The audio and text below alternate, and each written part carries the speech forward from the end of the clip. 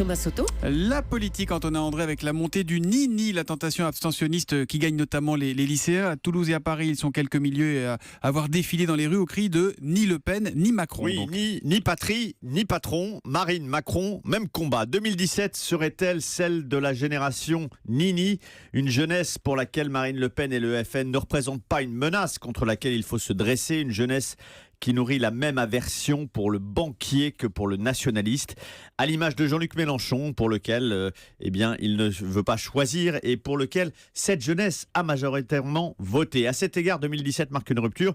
Il faut se souvenir, en 1988, Jean-Marie Le Pen fait 14% à la présidentielle, c'est un record pour l'époque. Les lycéens reprennent dans les manifs le refrain du groupe rock Berrurier Noir, la jeunesse emmerde le Front National. En 2002, le 22 avril au matin, ce sont les jeunes qui prennent la rue les premiers.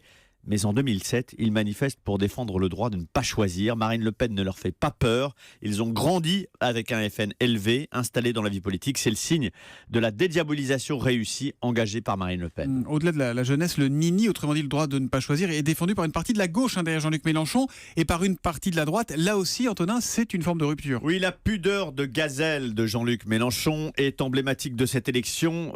La gauche s'indignait quand la droite ergotait sur le Front républicain. Il faut se souvenir aussi du cordon sanitaire instauré par Jacques Chirac en 86 pour marquer la frontière infranchissable entre la droite et l'extrême droite. Alors qu'est-ce qui a changé ?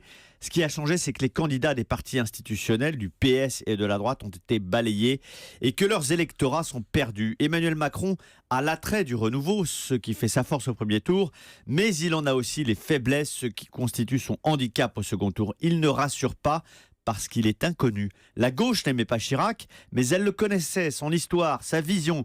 Voter Macron, c'est pour une partie des Français se lancer dans une aventure. La conséquence de ce nini galopant, c'est le risque d'une abstention plus forte au second tour qu'au premier. C'est arrivé une seule fois sous la Ve République, en 1969. L'abstention avait bondi de 9 points entre les deux tours. C'est donc ce qui est possible, ce qui peut se reproduire sur cette élection. L'édito politique signé Antonin André.